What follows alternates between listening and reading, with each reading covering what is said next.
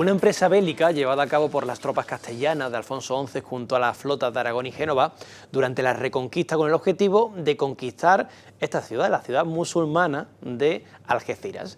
El sitio llegó a extenderse hasta 21 meses, durante los cuales la población de la ciudad de Algeciras, unas 30.000 personas aproximadamente entre civiles y soldados bereberes, sufrió las consecuencias de un férreo asedio que impedía la entrada de alimentos a la ciudad. Y fíjense, el 25 de marzo de 1344, tras la derrota en las vegas del río Palmones del ejército del Reino de Granada, que debía socorrer la ciudad, se produjo la rendición de la capital europea del Imperio Meriní y la incorporación de nuestra ciudad de Algeciras a la corona de Castilla. Pues bien, hoy vamos a hablar de las consecuencias de la toma de Algeciras, del repartimiento y la repoblación de la ciudad de Algeciras ya cristiana. Y para hablar sobre ello, Antonio Torremocha, doctor en Historia Medieval, muy buenas. Buenas tardes. Bueno, Antonio, se firma el Tratado de Algeciras. A partir de ese momento comienza la etapa cristiana de Algeciras, que dura muy poquito porque en 1369, en este caso las tropas de Muhammad V reconquistan la ciudad de Algeciras, pero bueno, eso ya lo hablaremos en otra ocasión, porque también tenemos bastante para hablar sobre eso. Pero hoy nos centramos en esos 25 años, desde 1344 a 1369. ¿Cómo fueron, para empezar por el principio, cómo fueron los primeros días de la Algeciras ya cristiana? Bueno, el día 25 de marzo, ya los musulmanes se dan cuenta que después de la derrota de Palmones no tienen nada que hacer, y el emir de Fez ordena ya al gobernador Muhammad Ben Garabás de Algeciras que firme con el rey de Granada la rendición. Ese día se firma el llamado Tratado de Algeciras, con una serie de condiciones, como era de costumbre en aquella época. Una vez firmado, pues se entrega la ciudad a Alfonso XI. Primero, el día 27, se entrega la villa meridional, la villa pequeña, lo que hoy es Villa Vieja, ¿no? Vale. Ahí se entrega esa parte. Y el día el 26, se entrega la Villa Vieja. Y el día siguiente, 27, toda la gente que estaba en la Medina, que eran más de 20.000 personas, tiene que abandonar la ciudad para que Alfonso XI, al día siguiente, 28 de marzo, Domingo de Ramos, pueda entrar con sus tropas en la ciudad. Ese es el proceso de los primeros días, ¿verdad? Es interesante una cosa que yo he puesto aquí en un artículo que voy a sacar, es que es curiosa la importancia de la participación de Génova y de Aragón. Porque fijaos bien, según la crónica, y la crónica valenciana sobre todo, y aragonesa, dice que cuando el rey toma la ciudad pequeña, la villa pequeña, dice, manda colocar los estandartes de Castilla y de Aragón para hacer ver el agradecimiento que tenía por haber participado en la conquista. Si vemos que es importante que Aragón y su escuadra tuvo mucha importancia. Bueno, el día 28 de Ramos, el día 28 Domingo de Ramos, entra el rey ya con toda la parafernalia, los cruzados extranjeros, don Gil de Albornoz, el obispo de Cádiz, todas las tropas, bien, entra y toma posesión de la ciudad.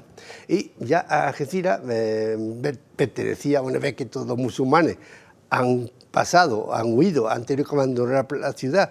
Es curioso, eso otro día hablaremos de cómo es un cambio importante en la política y la estrategia castellana. Hasta Alfonso X Sabio no se expulsaba a los vencidos, se les dejaba, se les asimilaba. Pero a partir del padre de Alfonso XI, Fernando IV, cambia la política. Y una vez conquistada la ciudad, todo el mundo tiene que abandonarla y ser repoblada por población cristiana. Entonces, unos días más tarde, después de la toma de la ciudad, el rey va a constituir el ayuntamiento, es decir, el Concejo Municipal de Algeciras, formado por el Barroso, que era el alcaide, el gobernador Alfonso de Córdoba. Va nombrando... Sí, lo que hoy sería el alcalde con su equipo de gobierno. Y también tiene que nombrar, porque es curioso, antes de Alfonso XI, los ayuntamientos se formaban por elección de los propios ciudadanos. Pero como será un caos, Alfonso XI va a cambiar la política. Y es él el que elige los regidores. Y elige 12 regidores para el Ayuntamiento de Algeciras, además de unos jurados que lo elegían los vecinos. Ese era el Ayuntamiento de entonces, que te forma en abril, a 1 de abril de 1344. Y Antonio, una pregunta. He comentado yo al principio que cuando la ciudad era musulmana había aproximadamente unos 30.000 civiles. Más o menos, 20 y tantos mil. 30.000. Una vez que se expulsa a los musulmanes y se repobla con ciudadanos cristianos, ¿el censo de Algeciras varía o sigue existiendo? Bueno, disminuyó notablemente, lo que explica claro, que 25 años más tarde el sultán de Granada la tomara en 3 días, mientras que Alfonso XI tuvo 21 meses, ¿verdad? Sí, claro, decir, que ya que quedaron 3 amigos y el del medio. Sí, lo que ocurre es que una vez tomada la ciudad musulmana y despoblada, todos los bienes muebles y bienes raíces de los musulmanes quedan a disposición de los vencedores. Entonces Alfonso tiene, como se hizo en muchas otras ocasiones, elegir una junta de repartimiento, que era una junta en la que estaba el rey, más otros personajes como don Juan Manuel, el príncipe heredero, Pedro I, todos estaban formando la junta para repartir entre los que habían participado en el cerco, porque claro, si participan en el cerco y exponen su vida, también quieren obtener sus beneficios. Entonces, esta junta comienza a repartir los molinos halineros que estaban en el río de la Miel, las huertas, los comercios, los edificios, las mezquitas. Había 7 mezquitas en Algeciras, según la arabista Maribel Fierro y Marola Marín. 7 mezquitas que son convertidas a la religión cristiana. Y se consagran en este caso como iglesias cristianas. Ahí está.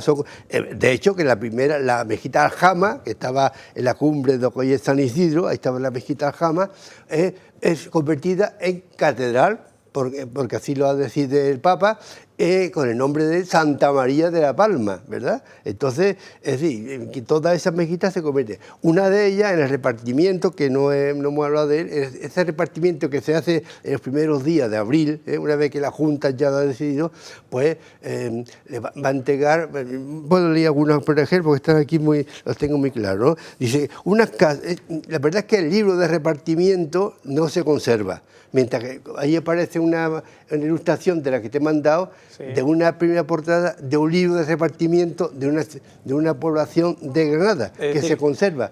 En Algeciras, ¿ves? Esta que está aquí, ¿ves? Esta es la primera página. Sí. Pero en Algeciras no se conserva, pero es lógico, porque estando como estaría el libro de repartimiento en el Consejo de la Ciudad, cuando Mohamed V de estos la invade y la destruye, lo mismo que la imagen de la palma desaparece, no sabe dónde está, también desapareció el libro de repartimiento. A lo mejor un día aparece en algún archivo, pero... El libro de repartimiento es que cuando se conquista una ciudad musulmana, ¿no? Claro, la Junta de Repartimiento decide, lo que voy a contarte ahora, todos los repartos de la ciudad, todos los bienes, muebles y raíces, entre la gente que haya participado en el asedio. Edificio tal, a esta persona. Sí, claro, por ejemplo, mira, dice, unas casas, tiendas y almacenes a los mercaderes genoveses y aragoneses que estaban en el cerco. Otras casas a un tal Jaume Tolsa, que fue el primer cónsul de los catalanes en Algeciras, está documentado perfectamente.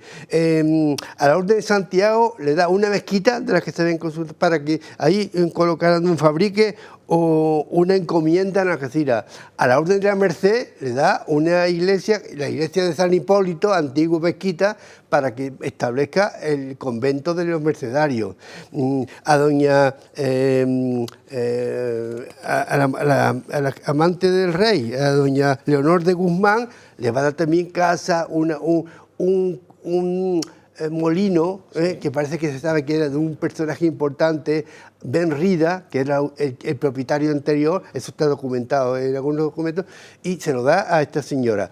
Y después todas las casas, comercios, una ciudad completamente entendía una gran cantidad de bienes, inmuebles, ¿verdad? Todo esto se reparte. Entonces, y uno de ellos es importante, porque dice la crónica que los baños de la Medina se los queda para sí el rey Alfonso XI, que son los baños que excavamos en la calle Rocha.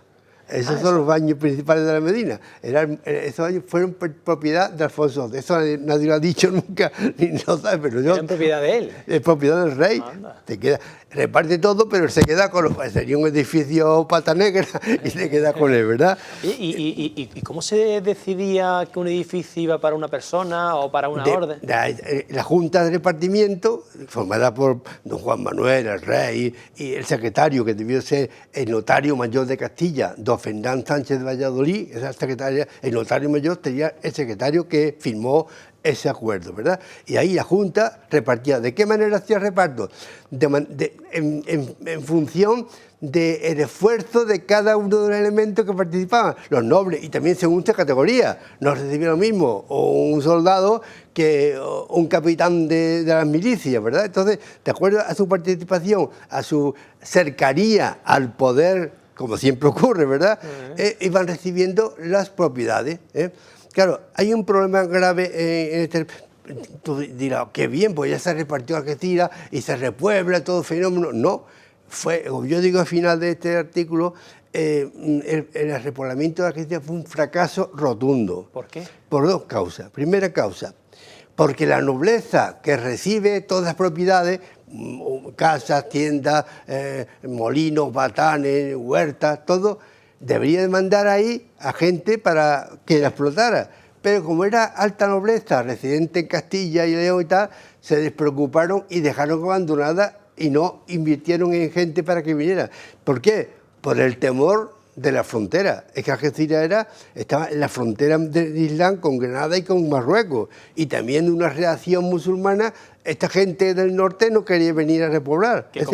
Como ocurrió luego en el 69, ¿no? Claro, ese es el primer problema. El segundo es que, como Algeciras debió tener el derecho de asilo, que era un derecho que los reyes ordenaban para atraer población, porque la gente no quería venir a la frontera, porque le podían cortar la cabeza los enemigos. Entonces, ese derecho de asilo que dado por el rey admitía que todo aquel que viniera a repoblar, aunque fuera homicidiano, es decir, criminal, huido de su mujer, ladrón, exceptuando la alta traición, como ahora está de moda, ¿verdad? Bueno, pues todo, sus delitos le eran perdonados.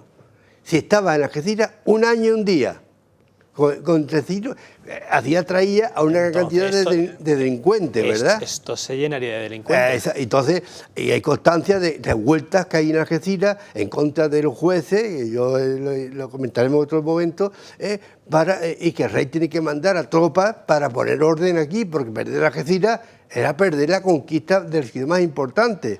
Entonces, esa era otra de las causas, esa y la poca gente que llegó para repoblar por temor a los musulmanes y los delincuentes que estaban aquí por su manera, eso hizo que el repoblamiento de Algeciras fuera un fracaso a lo largo de 25 años. De tal manera que cuando muere el rey Pedro I, asesinado por su hermano Enrique el Trastámara, ese mismo mes Pedro I era íntimo amigo del sultán Muhammad V, eran aliados.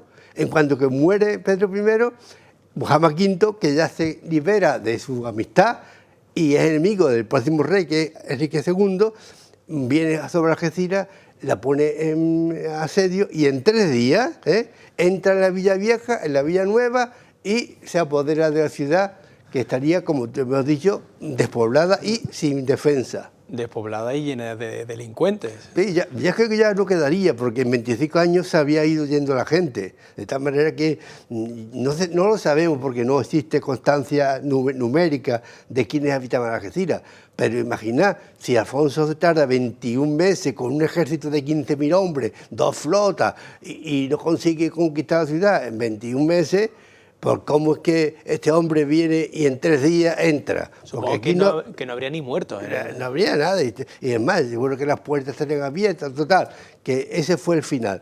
Es una desgracia, fue una desgracia terrible para Algeciras. Algeciras le debe Muhammad V a Algeciras el que hoy día no sea una ciudad importantísima como Sevilla, Valencia, porque ese era el futuro de Algeciras. Ahí vemos, así nos pone el plano del término de Algeciras. A ver si podemos ponerlo. A ver si lo puede poner, porque vamos a ver, fijaos, A ver si...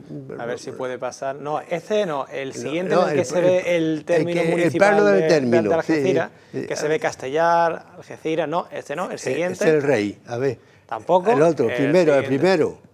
Ahí está, Mira, es. fijaos bien cuáles eran los términos de la Algeciras entre la Algeciras cristiana. Fíjate, no existiría hoy día ni los barrios ni San Roque. Es decir, todo ese término de San Roque, los barrios y parte de Tarifa, todo pertenecía al concejo y al municipio de Algeciras.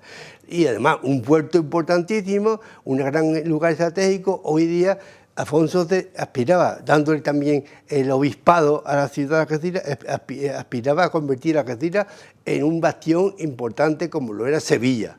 Bueno, y por desgracia eso se perdió cuando Muhammad V destruyó la ciudad y se acabó. Y Algeciras no vuelve a respirar un poco hasta el siglo XX.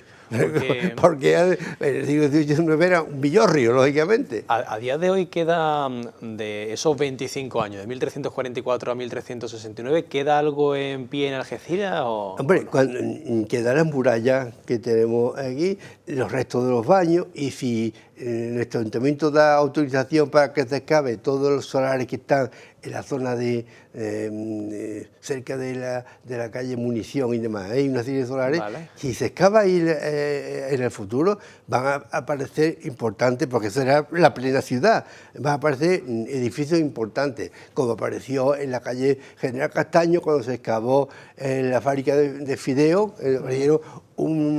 3 monedas de oro que se conservan en el Museo Municipal. Es decir, que hay cosas, pero claro, la destrucción fue tan terrible que poquito nos queda de lo que pudo ser. Imagínate, la mezquita Aljama debió ser un edificio importante, de una ciudad importante. Y que me ha dicho que estaba en la zona de San Isidro. Sí, sabemos que la mezquita Aljama, la municipal, estaba junto al Alcázar. El Alcázar estaba en la fase de San Isidro, dicen las crónicas árabes, en la cima de la colina, es ahí. Y la mezquita estaba al lado, como siempre ocurre en todas las civilizaciones, el poder político y el poder religioso están cercanos, ¿no? Y ahí estaba. Algún día también se aparecerán los restos, si se excava en la cumbre de lo que hoy es San Isidro, ahí aparecerán estos, pero de todas maneras queda poco.